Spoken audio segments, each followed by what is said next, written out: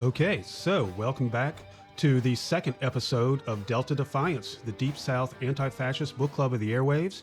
I'm Mike Parker, and I'm joined by my colleagues Jen Hayden and Tony Miller. And we are going to be digging into the second half of the book, How the Word Is Passed, A Reckoning with the History of Slavery Across America by Clint Smith. So from Angola, the book moves to Blandford Cemetery in South Carolina.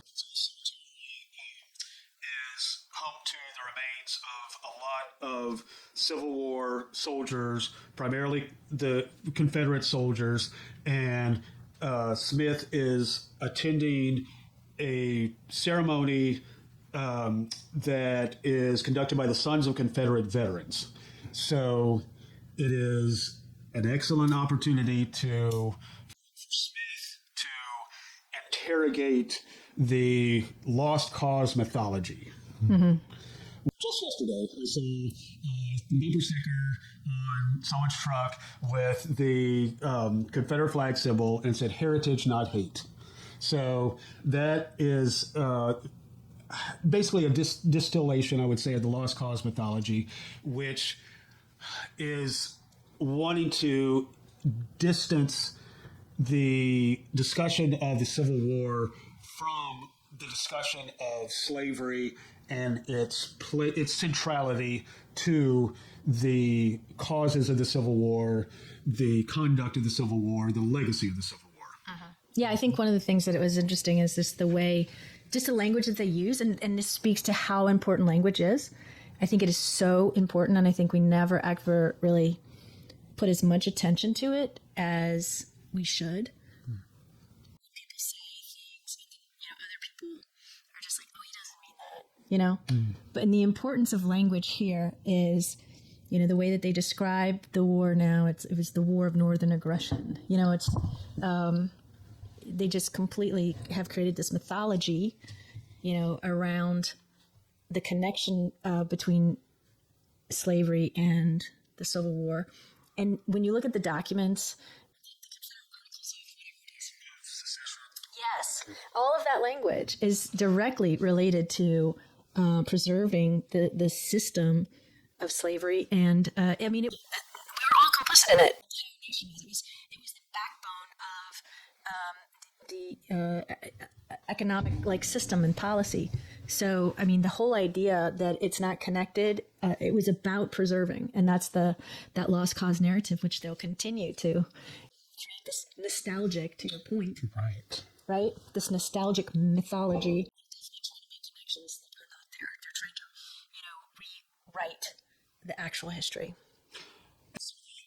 Iconic popular culture artifacts like Birth of a Nation and Gone with the Wind especially are very much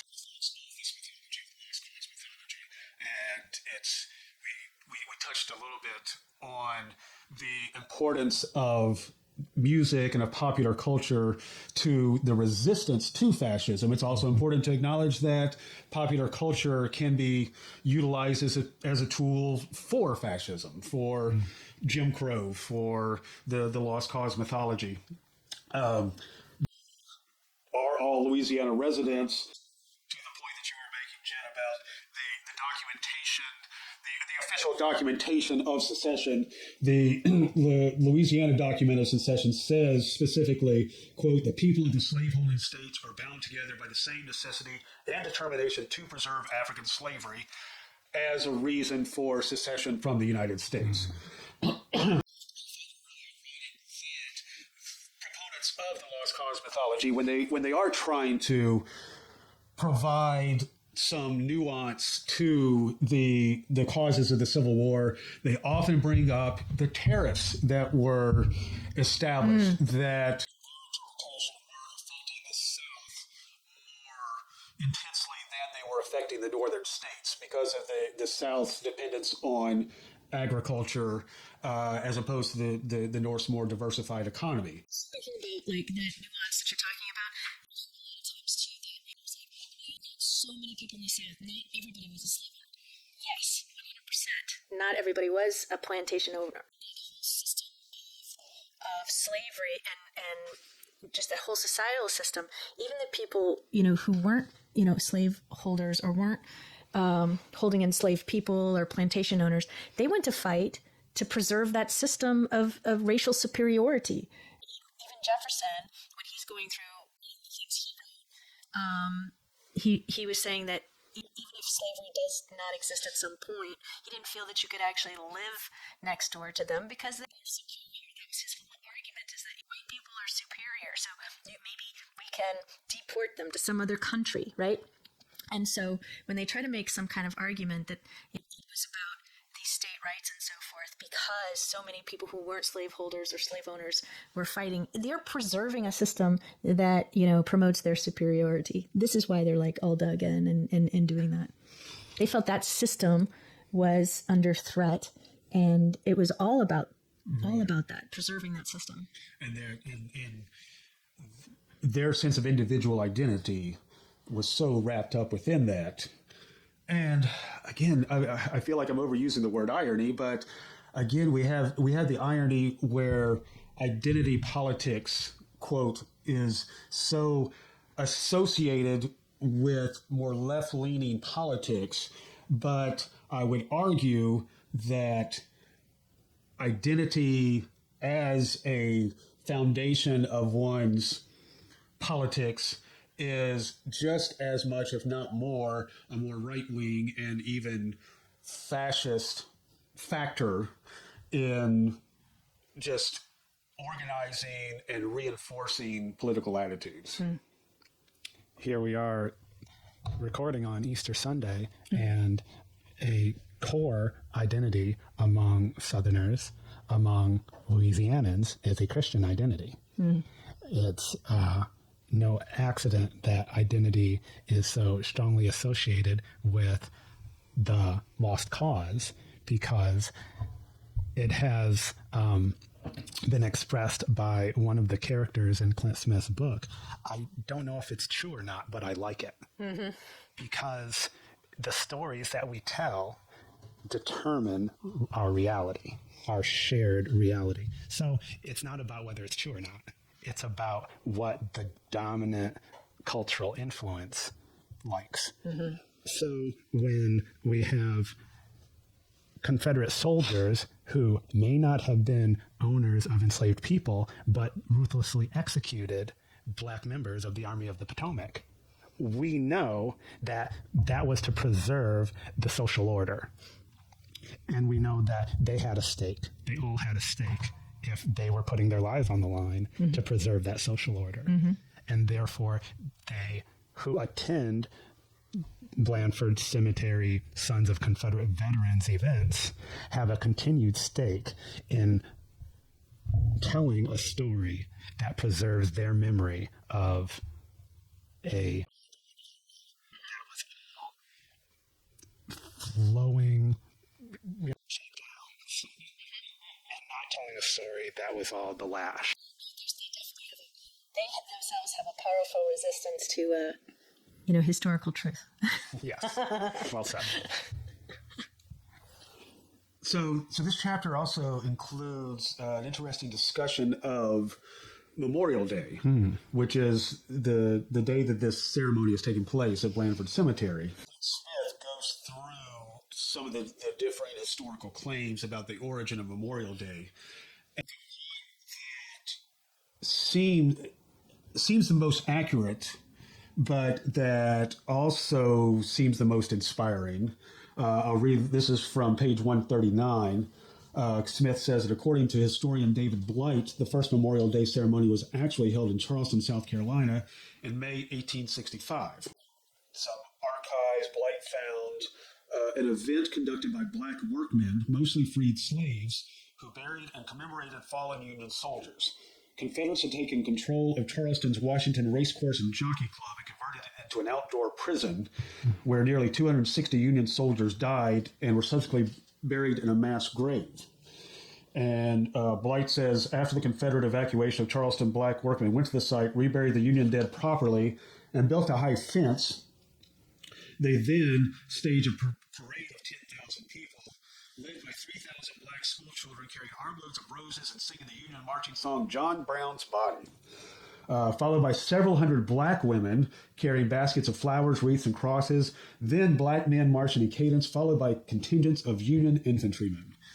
And it just sounds like such a catharsis, whether it is for these men, mostly young men who have been through war for however long, or for the freed enslaved people who are celebrating, or they're talking about 3,000 black school children. Many of them had, I mean, that is all they had known would have been the enslaved experience compared to some of those who had been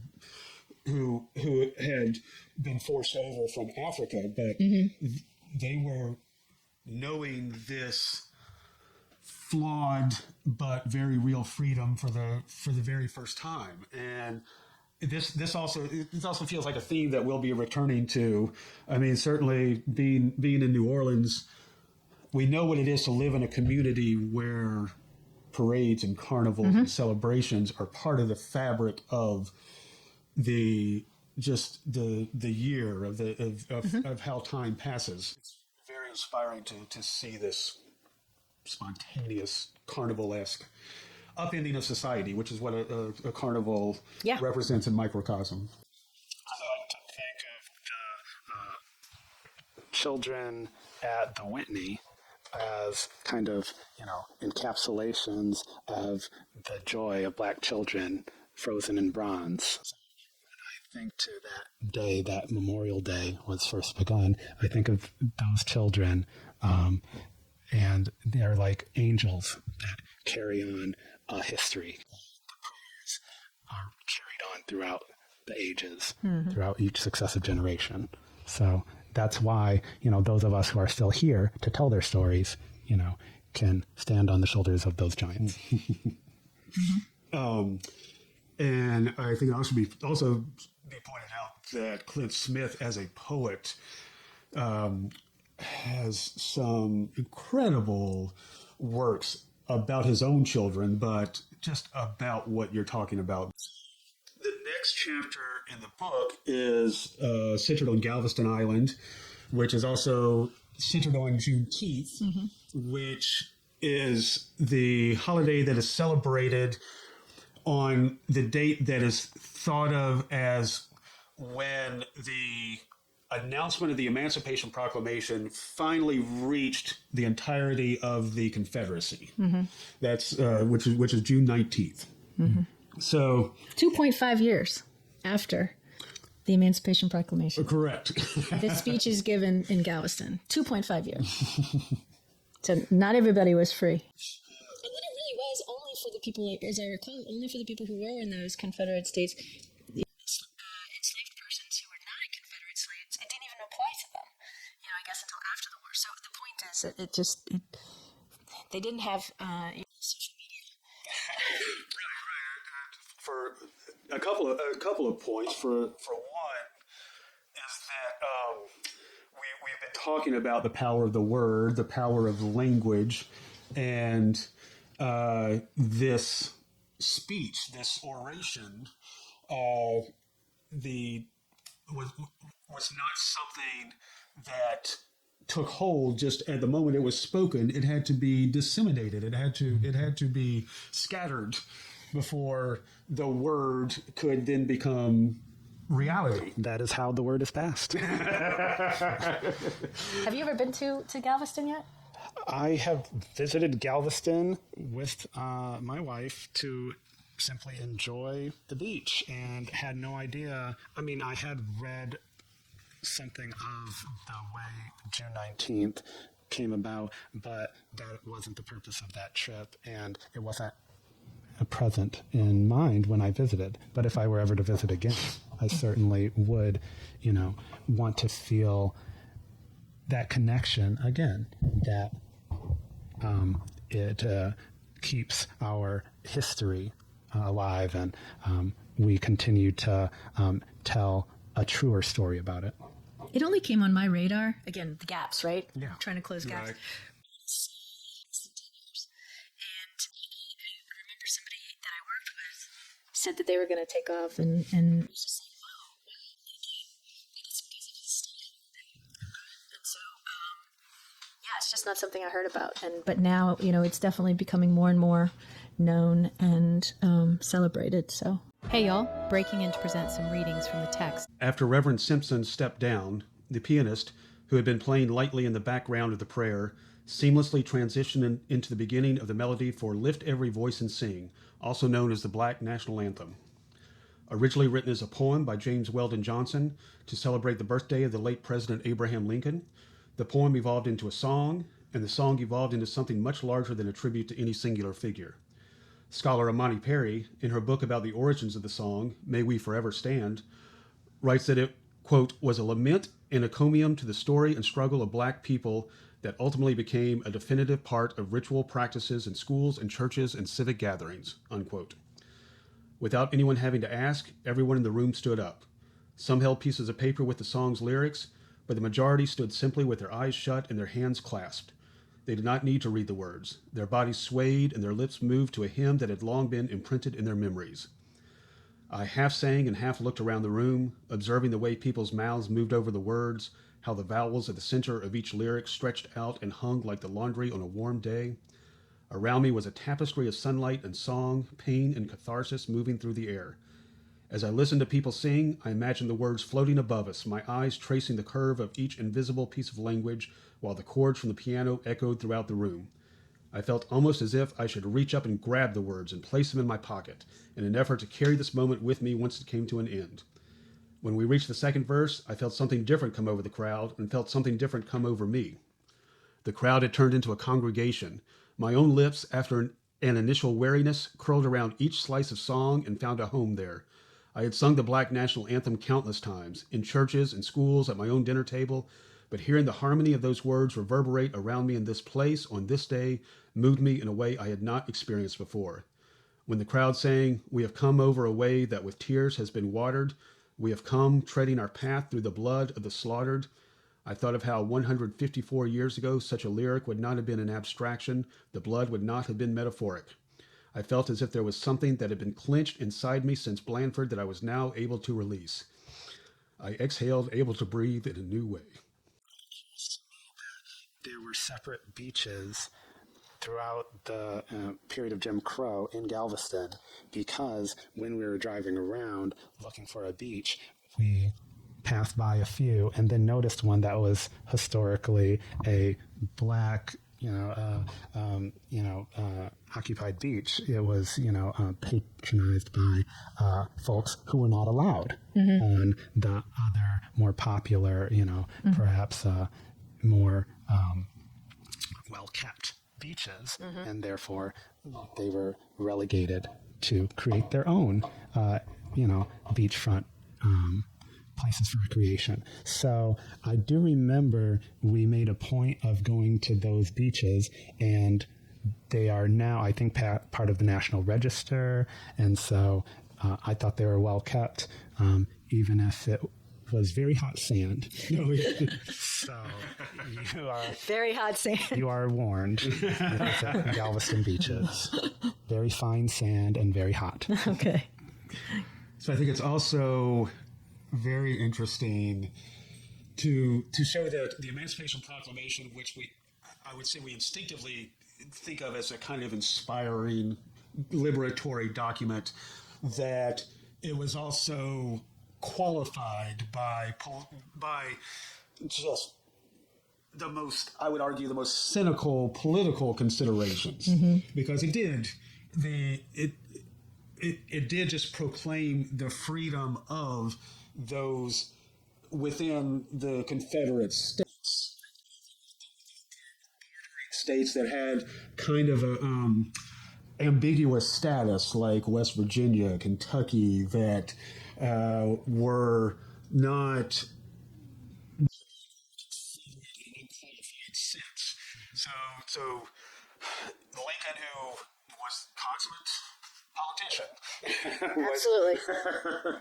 As you do. Whatever argument one can make about the effectiveness of that approach, but I feel that, again, that's probably something we're going to encounter at other points along this podcast is the considerations of progress qualified by political considerations. Even within this chapter, I mean, there's the discussion of Juneteenth just within Texas, state holiday, much less the national holiday that it is now. But the discussion of Al Edwards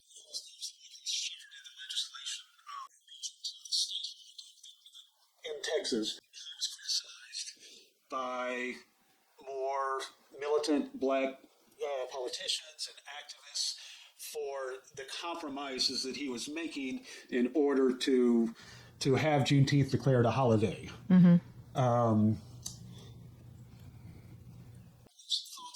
that tension between working within the system and having to make compromises, working outside of the system, and It's the never-ending fight, right?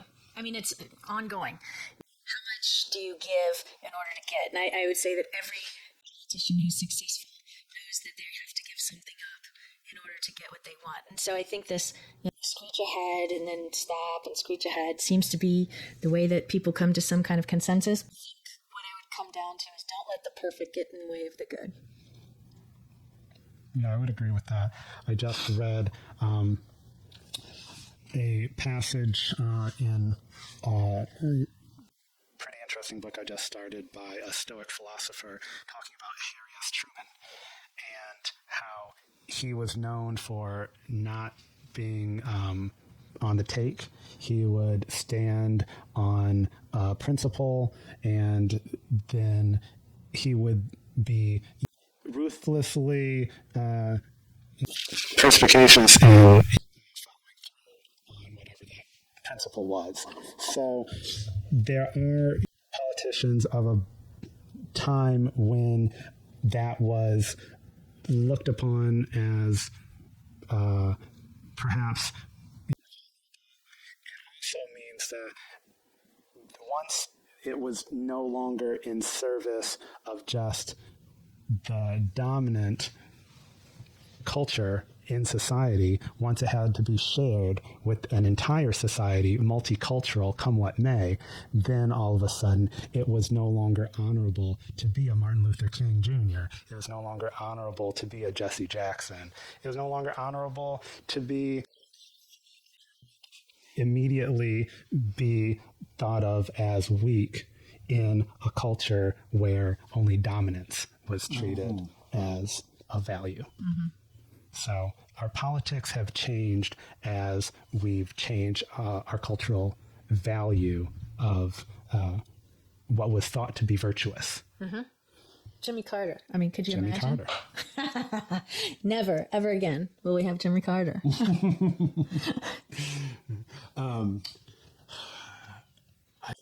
there's an argument to be made there certainly if we continue on our current trajectory. Yes. Now Carter, like Truman, I mean, I think we're probably talking about two of the more honorable men who have occupied that office. But then you see, I mean, for instance, Truman fully integrated the military. Check mark. He also dropped the atomic bomb. Bombs, excuse me. Which is certainly more morally muddled. I mean, it's a nuanced issue. Say that there are tally sheets that you can hit on their positive and negative as well. Those are two of the best who have occupied that office. So, what does that say about our society, about what is possible in our current moment? Would it be is dire at this moment that our reaction to it could be something that gives us a future in which we could expect something better than those individuals, or even even expect a situation where so much of our political identity is not wrapped up in an individual, the president, for example. I kind of feel like we're so very much in tune with like identity, like you were talking about earlier, about the cemetery. Identity is such a part. We're so into identity politics now that I think it might be very difficult for us to do that. But I don't know. I think that we can always hope to strive to go into that direction, that we come back together. And there are things that can help you come back together after like shared experiences. I think that potential is there. I won't say it's not there, but I think as far as an example goes, I don't think we have a good history in doing that. Bringing it back to the book and this whole idea of remembering and how we remember. If you think about the way that Germany remembers and how they remember, it's completely different from the way we remember and how we remember. And given our prior experience, which I think is totally apparent in this book, just in the different ways that people remember and how they deal with this shared system in the United States and how that's represented, I would say that I won't give up hope, but I don't think we're going to do much different than we've previously done. And we'll pretend it didn't exist. And because it entrenched system will only be ended by, I think, an uneven process. I think that's what, without the rise of people like us taking it in the ballot box, it's going to end up ballots or bullets, I think, as Malcolm X said. So that's the unfortunate outcome of apathy. You know, you're only safe from the tyranny until you aren't. But when we have people showing us that we can do uncomfortable things, we can do the right thing right now, even when it's hard. We can see a senator who's known for being milquetoast give a longer speech on the Senate floor. The noted segregationist. So there are indications that the time is now, and we are the people to do it.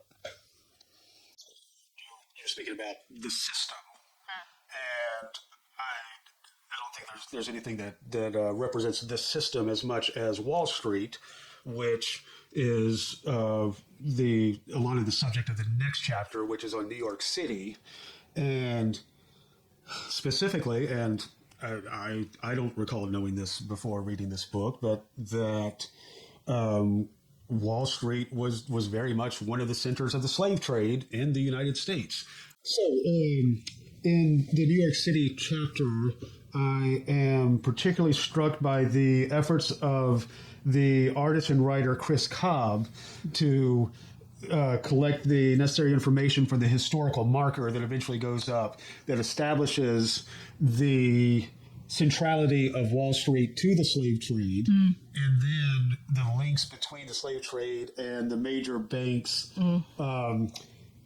to the degree that Bank of America, I think, was right, to the degree that he. The mayor of the city of New York in 1861 proposed that New York secede from the Union so that they could preserve their relationship with the Confederate States, because cotton, especially. Salmon Peak Chase? Was that the...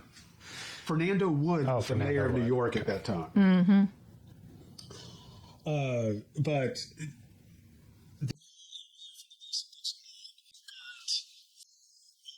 certainly the wealthy elites very much entrenched in the system of white supremacy, of slavery, of the extraction economy that depended on it. Yeah, and then the thing I felt that was very interesting about New York was couple of big things. It's completely systematic. Everybody was involved. You can't remove yourself from that system. The burial site with up to 15,000 enslaved and free Africans in Lower Manhattan. You can't remove yourself from 15,000 people. Remains that were then ceremony finally shattering the myth around even free black peoples, because that Seneca Village community just completely destroyed their community to make City Park. Everybody goes, everybody loves, everybody enjoys City Park, but essentially destroyed an entire village community to create it. And when you destroy that community, you strip it of its identity, you remove all the names associated with that community, and then that's what does a cultural violence, because we no longer have a connection to a past that tells a different story. And so that erasure, it means that we're no longer valuing language, we're valuing violence. And, it quashes the resistance if you allow that. So that's why by standing for truer history to be told, we don't allow that violence to go unchecked. And that's what this country was built on, checks and balances, not rampant power run amok. And the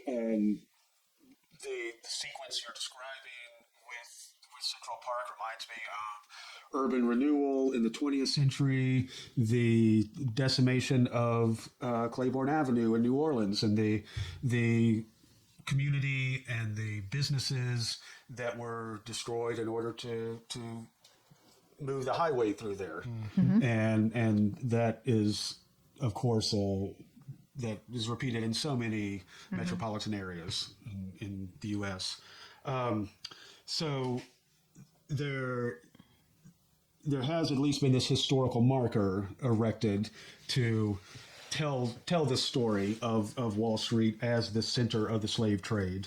And it was really striking to me how the process of research that led to that historical marker came directly out of the Chris Cobb's individual experience in Occupy Wall Street in 2011, and which was very much an outside of the political system kind of resistance that the political establishment, the media establishment, had no idea what to do with, no idea how to try to define, to analyze, and is often dismissed for that reason, because it can't really be fit within the usual narrative.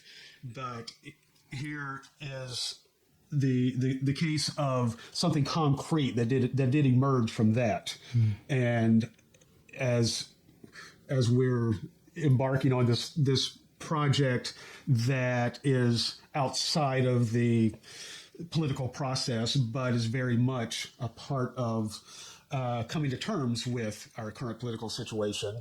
It's something that I'm inspired by, and I feel like Smith was inspired by it as well. So the final chapter of the book is devoted to Gorée Island in Senegal, which is one of the embarkation points for the Middle Passage. Is one of these spots that is maintained by the government as a site for tourism, for witness. Plantation is originally from Senegal. This is one of these points of these cultural exchanges that we're talking about, and I think we'll continue to talk about. Any particular thoughts about this chapter? I thought was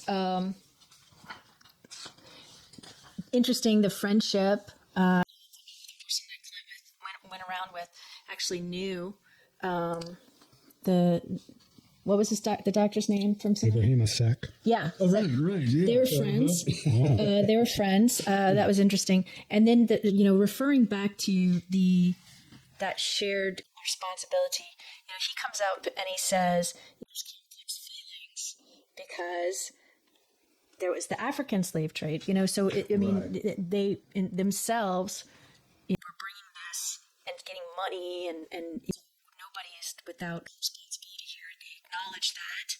Also, the other thing that I thought was interesting, especially from that point of view, was that there's a lack of teaching the history of slavery in African schools too. So that was something that would be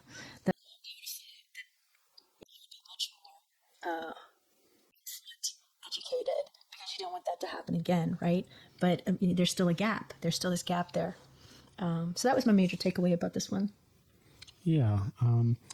The interesting, reflection I have on that is, I suppose, if I grew up in Senegal, no one walks around thinking I'm black.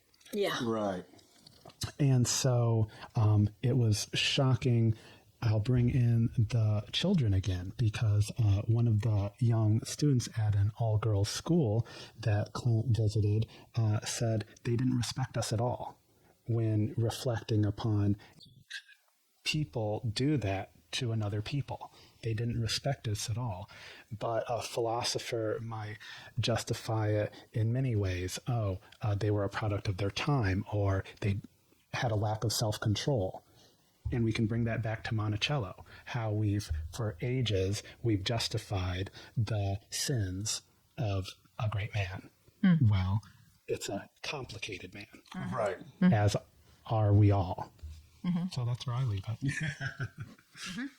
Hey, y'all, breaking in again with another reading from the chapter we have just discussed. Enjoy. So Clint goes to speak to some Senegalese students. I introduced myself to the girls, who ranged in age from 16 to 18, using the French that still tripped off my tongue. The girls, whose names I have changed here, chuckled, and one of them, Fatou, told me that I should speak English. The rest of them nodded. I smiled, feeling both gratitude and a slight embarrassment at my uneven first impression. I began by asking them how they had been taught about slavery throughout their school experience. I think we learned about slavery in 4th grade. We were told that Europeans came here in Africa, first to discover the world and to make people Christians. But then when they came, they discovered our resources and found out, she corrected herself, or they believed, she said, extending the final syllable, that we didn't have a culture. The other girls both nodded their heads in agreement and shook their heads at the absurdity of this sentiment. And they brought us to America so that we would cultivate lands and do work for them.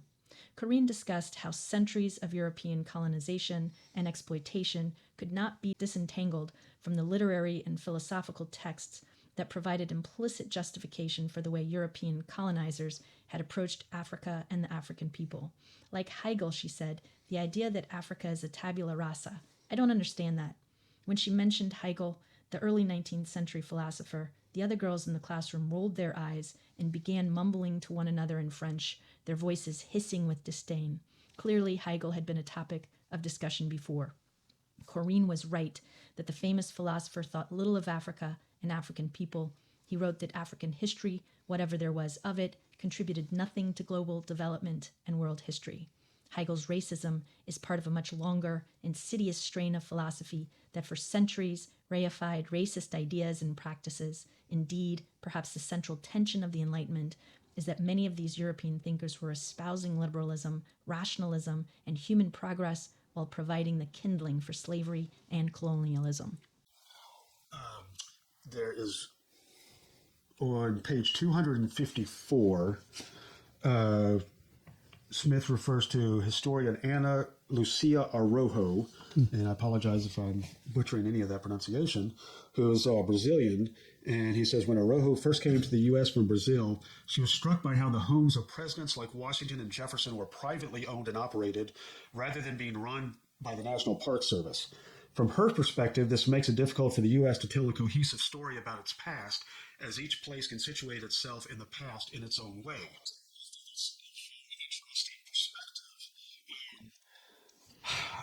However, in the moment that we're living in right now, I feel like it's almost a relief that places like Monticello and the Whitney Plantation are privately owned when the public sphere is dominated by this total embrace of ignorance, calculated ignorance largely. And these institutions which are outside of that sphere have more freedom, whether they exercise it or not, they have more freedom to tell the truth. Is there a certain liberation in feeling like you cannot depend on the Congress, the Supreme Court, the executive branch? Is there a certain liberation? Because should we have ever depended on them? No, clearly not. So is there a certain liberation that can be taken from having it be so blatantly obvious that we can't depend on them? Should there be liberation? No, I think it's just understanding that a lot of other people, I think, have had. And then they're just looking at us and they say, we've known this all along. Right. And, what made you, feel so special? Our exceptionalism, right? Right. And we have just taken it for granted, that the systems in place would continue to work. And now I think we all have to question everything. But to the point that I think you were, or they were making, we need to have like a Wayback. You know how they have the internet Wayback machine? Right. Where you can look back. And I wish that we also would have some kind of other Wayback machine that would help us, because when you have, messages within your Smithsonian library system or, Smithsonian museum system, that you need to make the content and the messaging more American and remove the un-American, elements from the museum, that is a decisively American museum. Certainly all of these museums are. What's un-American? So maybe there is a little bit of solace that some people maybe have less, they have some autonomy against that if they're outside of, if these things are run outside of that. Like, I'm the Whitney Plantation. I'm not the Smithsonian. I don't have to do what you tell me to do. Right. Anything that is driven by a profit motive, I think, has to, in some ways, be responsive to the market. And so there is asterisk associated with that so-called freedom to do what one wants. I'll say that. And then lastly, I think for those of us who look back with that nostalgia and want to protect institutions, is ironic in response to the king of terrorists trying to tear it all down, because that's actually a reactionary response to try to preserve the neoliberal order. So I think by Clint Smith pointing out how our institutions are interwoven with the original sin of our country, he's saying it's okay to believe that one who's simply trying to tear it down for the oligarchs is wrong, but also that doesn't mean we have to preserve everything from our past. Well said. And I think that wraps up our discussion of Clint Smith's How the Word Is Passed, a reckoning with the history of slavery across America. And that concludes our first podcast. Our next one will, Jen was just talking about the Wayback Machine.